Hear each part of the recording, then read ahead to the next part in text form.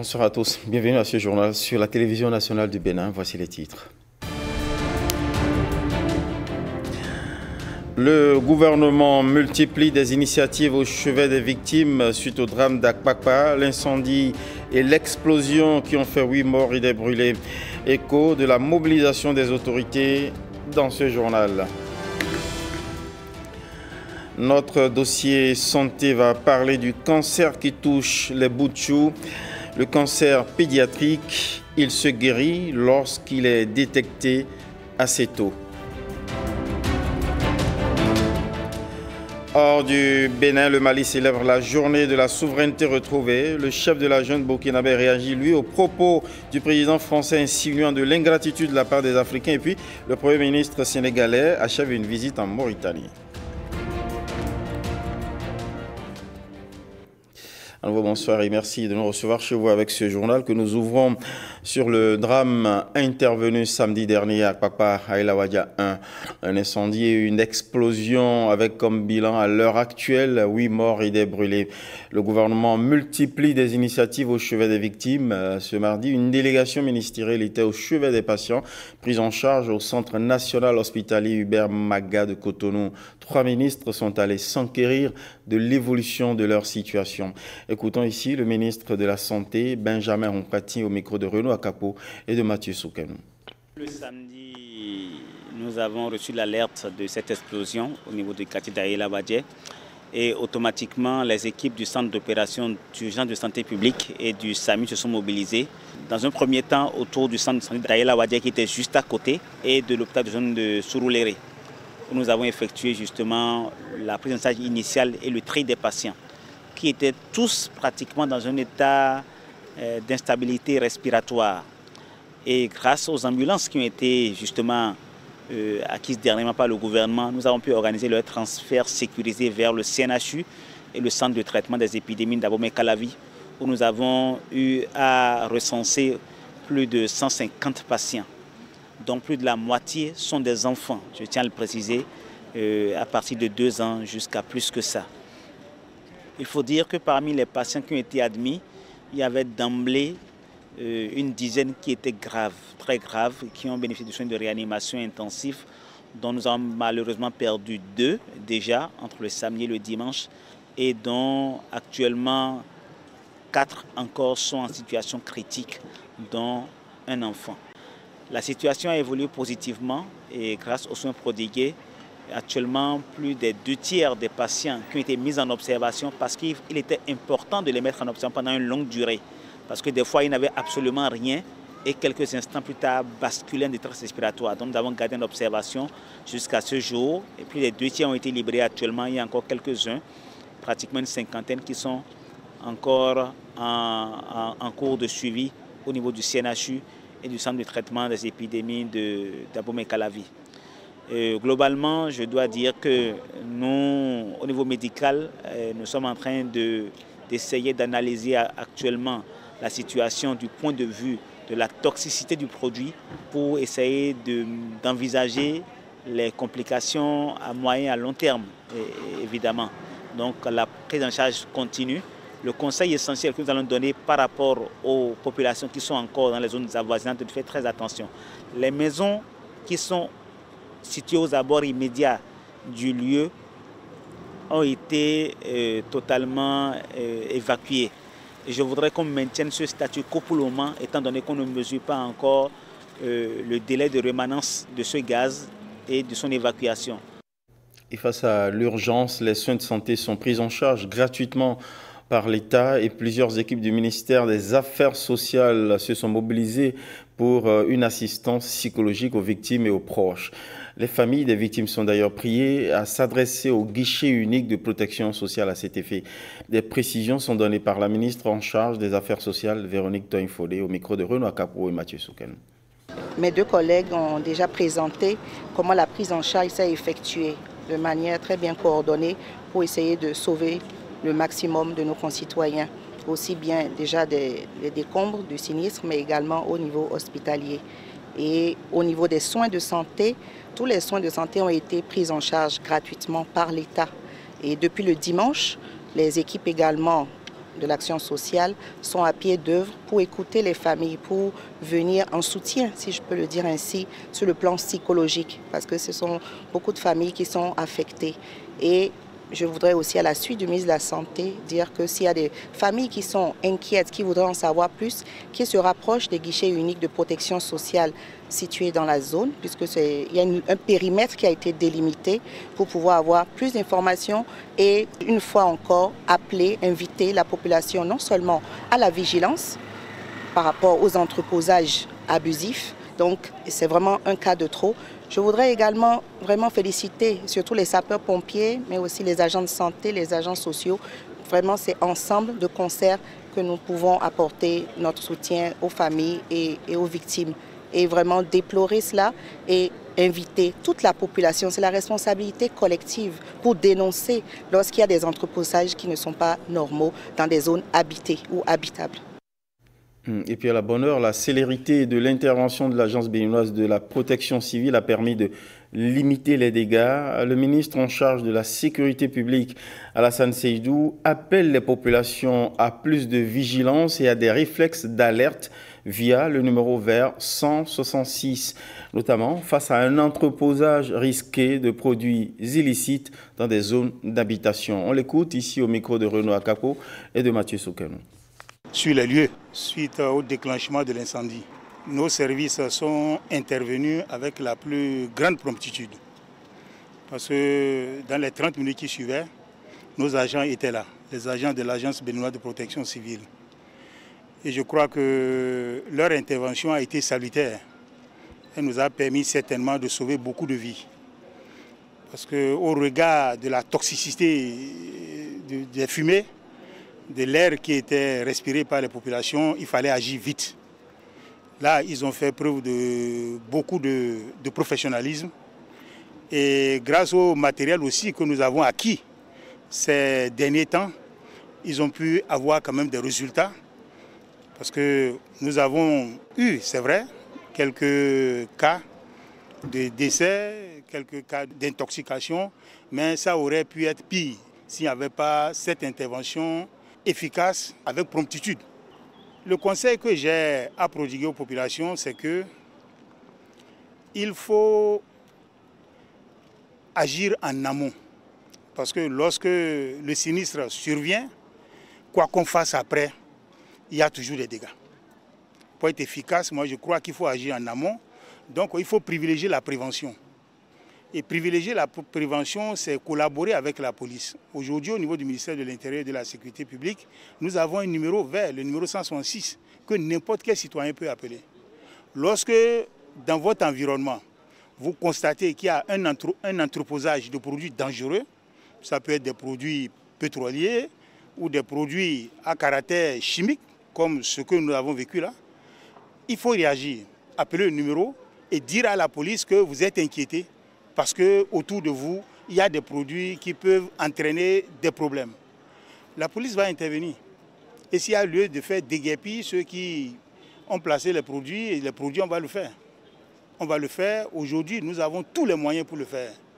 Donc je veux informer la population pour dire que ce numéro existe, le numéro 166, il est fonctionnel 24 heures sur 24, n'importe quel citoyen peut appeler.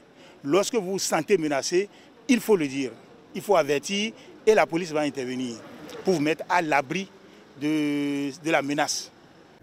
Et après les exhortations et les actes de secours pour parer au plus pressé, des questions. Qui ou qu'est-ce qui a pu provoquer cet incendie? Le Haut Commissariat à la prévention de la corruption appelle à situer les responsabilités. Écoutons son secrétaire général, ici au micro de Rodrigue Olabaragueto et de Wenceslas Sarouaimon. Selon les premières informations, l'incendie aurait été provoqué par l'explosion d'un magasin contenant des produits chimiques, libérant des gaz toxiques dont la nature reste à déterminer.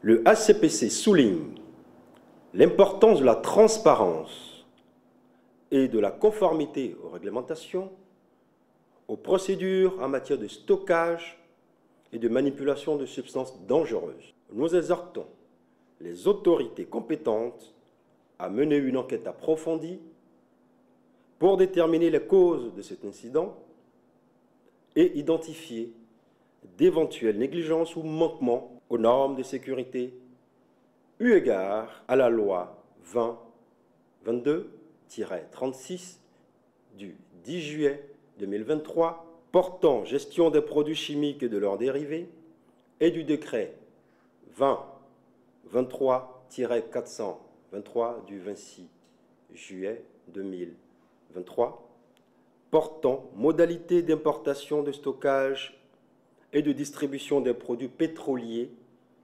raffinés et de leurs dérivés en République du Bénin. Il est impératif que les responsables de la gestion de produits chimiques respectent strictement les protocoles de sécurité établis pour prévenir de tels drames.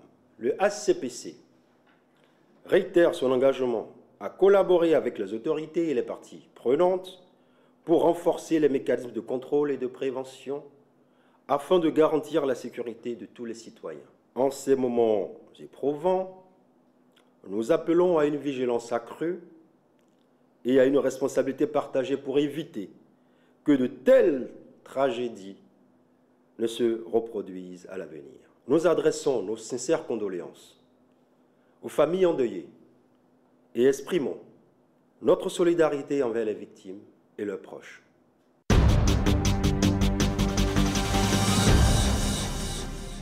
À présent, notre dossier santé, on va parler de cette affection maligne rare, moins de 5% des cas selon l'OMS, mais qui touche les enfants, le cancer pédiatrique.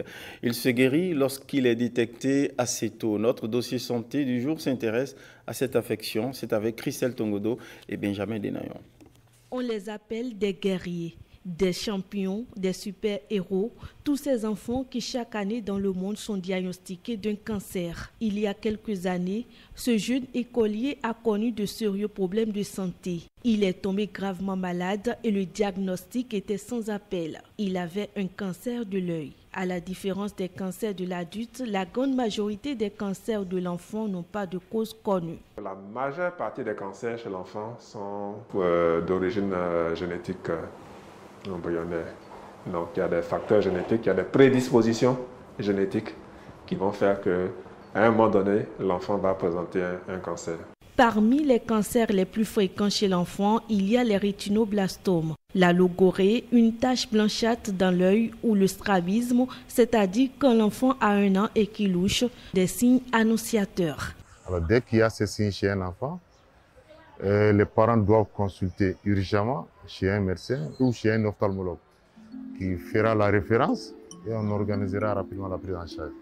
Par exemple, dans le cas du rétinoblastome, nous travaillons avec les ophtalmologues qui opèrent nos patients et les pathologistes qui font l'examen histologique des yeux qu'on a enlevés, des yeux énucléés.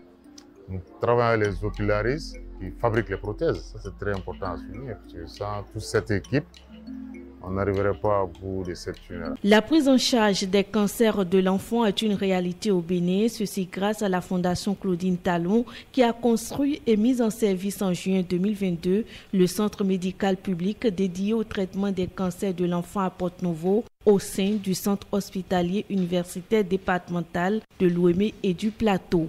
En moins de 2 ans d'activité, près de 200 enfants y ont été pris en charge. Nous y retrouvons Ivan et son papa. Le juge a attaqué le cancer. Donc on l'a fait opérer. Donc maintenant, après l'opération, il nous a envoyé ici à l'oncopédiatrie. Donc ils nous ont bien pris. Donc il n'y a pas de problème. Dans le cancer pédiatrique, c'est comme chez l'adulte aussi, c'est la chimiothérapie, et la radiothérapie, la chirurgie, et ce sont ces 3 grands paliers qu'on a. Et ce que nous faisons en oncologie, dans l'unité d'oncologie pédiatrique, c'est la chimiothérapie. La chimiothérapie, elle est transversale, c'est surtout ça qui est au premier plan. Ça peut être pour des cas où on est amené à prendre l'enfant au bloc pour une intervention chirurgicale. La chimiothérapie peut être avant l'intervention chirurgicale et encore après l'intervention chirurgicale.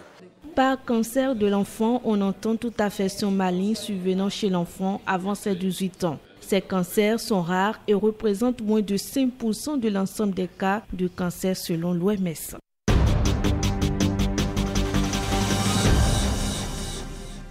Écho d'une grande réunion de la chance à Cotonou, ou plus précisément des jeux de chance.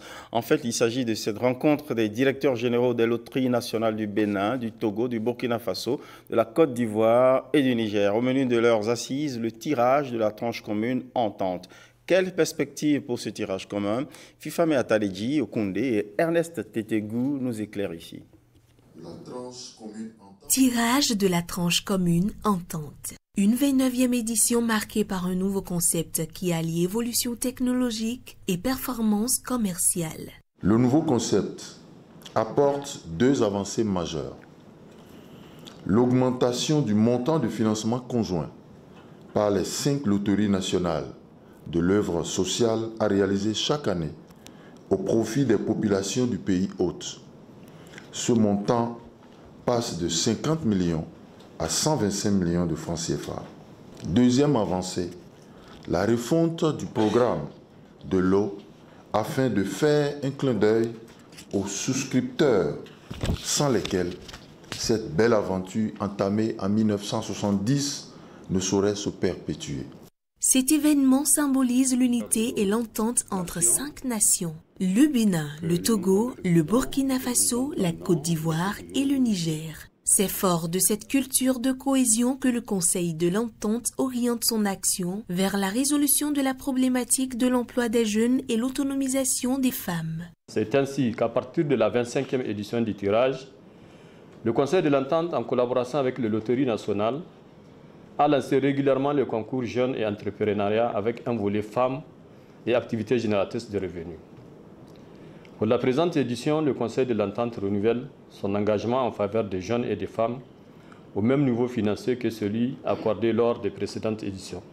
Ainsi, ce sont 20 projets portés par des femmes et 20 projets portés par des jeunes qui seront financés par le Conseil de l'Entente et la Loterie nationale du Bénin à hauteur de 1 million par projet, soit un financement total de 40 millions, dont 10 millions provenant de la LNB. Le grand tirage de la tranche commune Entente va s'effectuer le vendredi 17 janvier 2025 au Palais des Congrès de Cotonou. Des jeux de chance, passons à un jeu de culture générale. C'est un jeu presque tombé dans l'oubli sur nos écrans nationaux, mais qui revient aujourd'hui au devant de la scène. Le jeu Génie en herbe contribue à éveiller l'esprit critique des jeunes et à valoriser l'excellence académique. Cette compétition est relancée à travers un championnat national qui a consacré le collège d'enseignement général de Godomain comme gagnant. Les précisions à travers ce sujet. Autrefois incontournable, le jeu Génie en herbe qui a marqué des générations d'élèves par son format ludique et instructif semble aujourd'hui sombrer dans l'oubli. Fort heureusement, des gardiens du temple veillent encore. Il y a quelques mois, on s'était retrouvé en anciens pratiquants de la discipline et des recommandations de nos assises, de nos travaux. Il était convenu de mener cette activité. Et c'est dans cette droite ligne que nous avons réuni un certain nombre de collèges pour faire une édition pionnière cette année. Une édition pionnière qui a réuni des élèves issus de divers établissements scolaires venus tester leurs connaissances générales dans des domaines variés comme l'histoire, la littérature, les sciences et les arts. Le jeu Génie en herbe, comme vous le savez, est un jeu qui permet à tous ceux qui le pratiquent de pouvoir réellement améliorer la culture générale. La jeune génération d'aujourd'hui est très distraite par les réseaux sociaux et pas beaucoup d'autres choses. Et le jeu Génie en herbe va pouvoir réellement leur permettre d'améliorer leur culture générale. Ce championnat de Génie en herbe sonne donc comme l'édition du renouveau d'un jeu qui promeut l'excellence académique et un esprit de compétition saine. Nous avons pris l'engagement de soutenir désormais ces compétitions, surtout que les équipes proviennent des collèges qui sont situés sur nos territoires respectifs. Nous ferons en sorte que à la prochaine manifestation, ça soit un peu plus développé, que ça ait beaucoup plus d'impact et que ça puisse susciter des envies pour d'autres élèves. Au terme de ce championnat de Génie en herbe, c'est le CEG Godomain qui remporte le premier prix, suivi du CEG Sainte-Rita. L'événement dont on va parler a été si flamboyant. Les rideaux sont tombés sur cet événement le 11 dernier, mais ces échos se poursuivent. Quelle retombée des vaudondéistes pour l'économie béninoise? Le village éphémère qui a été ouvert à l'occasion s'est révélé excitant comme marché de toutes sortes de curiosités, derrière des opportunités pour l'économie locale, la Ouida notamment, mais pas que. Les acteurs touristiques y voient, à travers la Vodou Days, de grosses perspectives d'entrée financière. Rodrigo Lababrito, nous édifie. Pour avoir un visage peint comme celui-là sur la plage, les usagers du village éphémère des Vodou Days ont dû prendre par les doigts de Waris. Là, ils sont en train de faire des motifs africains, puisque nous sommes au Vodou Days. Donc, je fais ressortir le thème à travers mes motifs. Pot de peinture à la main gauche, pinceau entre les doigts avec un modèle au visage, il propose ses services en body painting avec à la clé bien d'objectifs. J'ai envie de contribuer à la fête de Vodou Days à travers mon art. Et c'est aussi une occasion pour moi de me faire connaître. 500 francs CFA pour le visage peint et cette guerrière se sent maintenant prête à rejoindre son poste de garde. Des clients comme elle, Waris en a par centaines à cette célébration des religions traditionnelles, de quoi lui donner de réaliser un gros chiffre d'affaires qu'il préfère garder secret. Ceux-ci ne se font pas peindre le visage, mais sont bien désireux de garder des souvenirs de Ouida, la cité haute des Vodou Days. Vous semblez intéressé de prendre des souvenirs du Bénin, c'est bien ça? Oui, tout à fait. C'est très joli ce qu'il y a derrière moi. C'est vraiment les statuettes, elles représentent bien le Bénin et vraiment c'est très très beau. J'accompagne madame et on soutient surtout l'artisanat local. Et vraiment ça sort du lot parce qu'on a l'habitude de voir les pièces. Mais comme ça, avec cette qualité-là, cette finition-là, c'est pas souvent. Maître des objets valant ses impressions, Eric ne voit en ces Vodou Days qu'une obligation de se positionner et pas que pour des chiffres.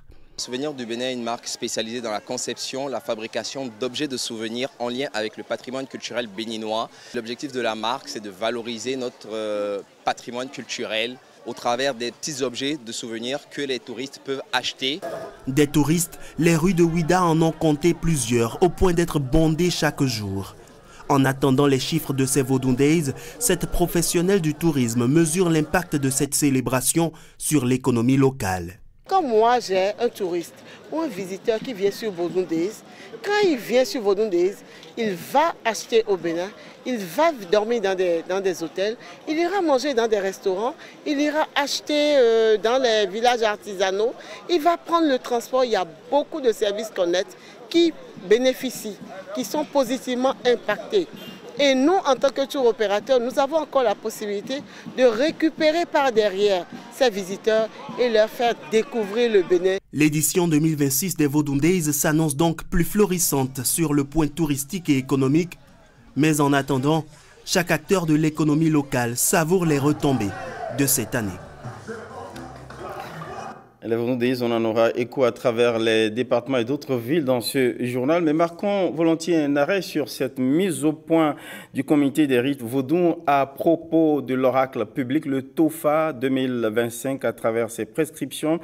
Le comité des rites vaudou fait cette mise en garde en indiquant qu'au moment où les membres du collège des Bokonon travaillent avec acharnement afin de produire le rapport général sur le Bénin TOFA 2025, M. David Kofi Aza s'est livré à des commentaires et interprétations dans lesquelles ni les membres du collège des Bokonon ni ceux du comité des rites vaudou du Bénin ne se reconnaissent, d'autant plus que les élections générales du Bénin sont prévues pour l'année 2026 et le Bénin TOFA 2026 aura lieu dans un an. En conséquence, le comité des rites vaudou du Bénin, tout en appelant l'opinion nationale et internationale à garder toute sa sérénité, l'informe que les interprétations de M. David Kofi Aza n'engagent que lui et lui tout seul.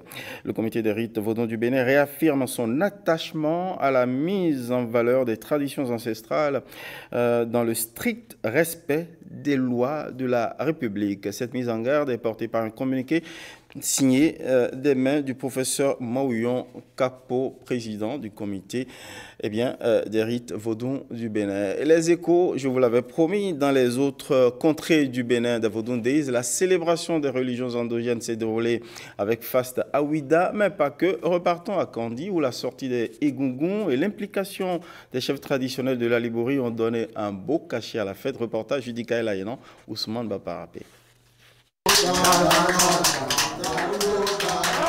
Le cultuel et le culturel, des réalités sociologiques au rendez-vous des Vodou Days.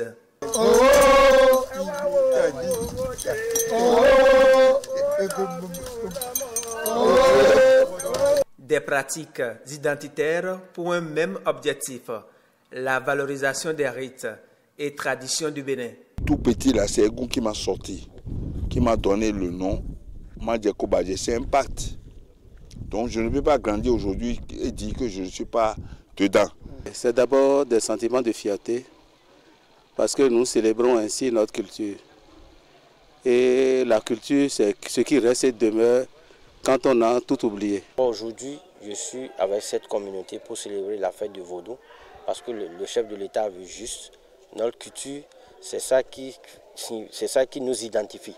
À une vingtaine de kilomètres plus loin, au pied de son Vaudou, le garant de la tradition et chef du village de Sonsoro invoque les manes des ancêtres, prie pour le président Patrice Talon et la nation. Nos religions aussi, il faut qu'on puisse savoir ce que nous avons de meilleur, mieux développer ça, mieux faire connaître ça pour valoriser ce qui est à nous. Et c'est ce que nous sommes en train de faire. Et je crois que le président a vu juste parce que nul ne peut se développer sans sa culture.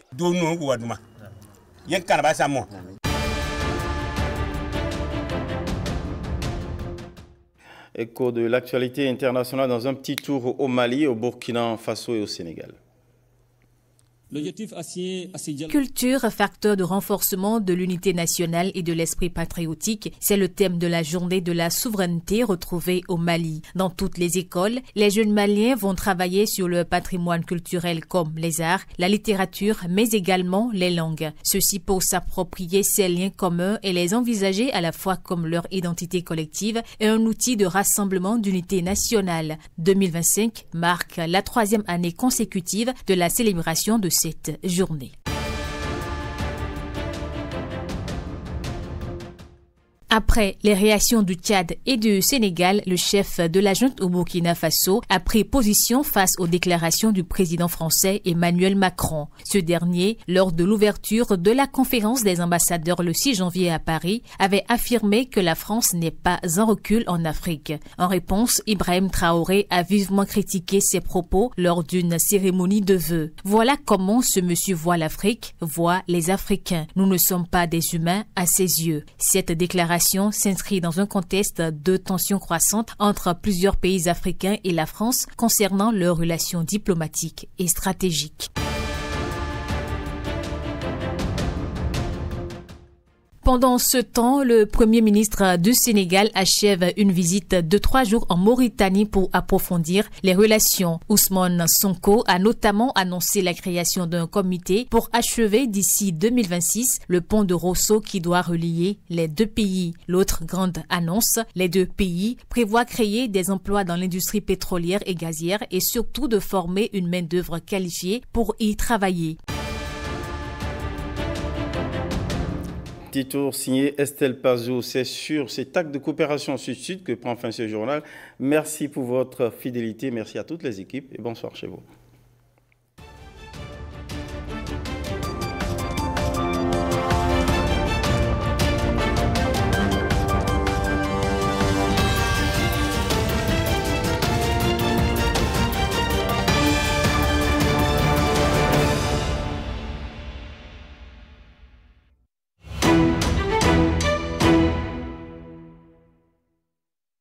MTN au Bénin, c'est environ 5 millions d'usagers utilisateurs du mobile money.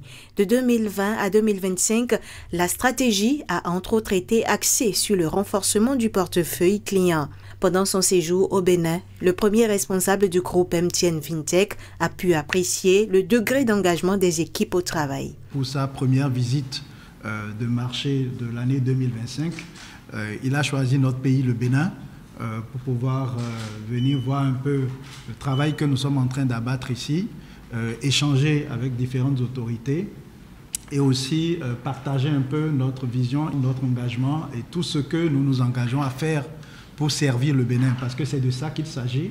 Notre ambition, c'est d'abord de servir le pays, de servir le Bénin. Je suis venu rencontrer les équipes du Bénin pour voir un peu l'état d'avancement de l'implémentation de notre stratégie et de notre vision de pousser l'inclusion financière au Bénin. Nous avons une mission au niveau de MTN qui est de devenir le leader de l'inclusion financière en Afrique.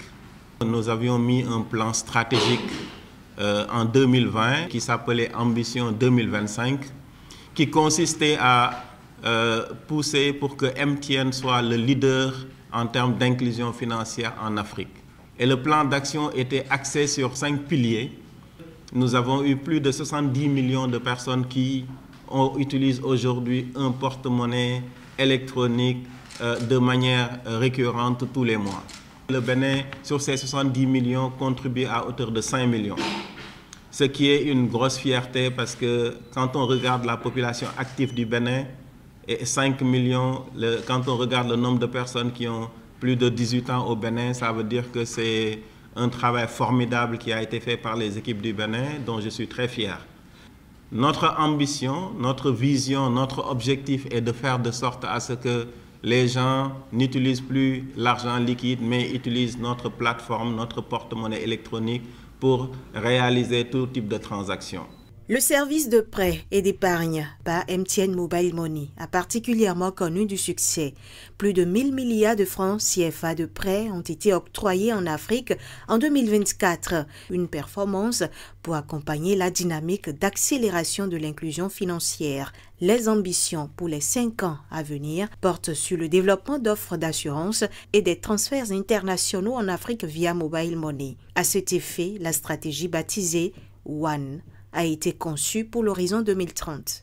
Notre ambition, c'est vraiment de développer et de pousser encore plus l'inclusion financière. C'est une ambition que nous partageons avec les autorités béninoises. Et pour cela, nous sommes prêts à accompagner l'État béninois dans la numérisation des transactions électroniques, le paiement de tous les services étatiques, mais aussi toute chose qui permettrait de contribuer à l'inclusion financière, notamment l'éducation des personnes dans des endroits éloignés pour ne pas laisser qui que ce soit en marge de l'inclusion financière, parce que nous pensons que c'est quelque chose qui permet de donner de la dignité à nos concitoyens, de leur permettre prendre un crédit par exemple, d'ouvrir un business, d'épargner et d'être indépendant financièrement. Le groupe MTN FinTech entend travailler à impacter davantage les populations de manière positive.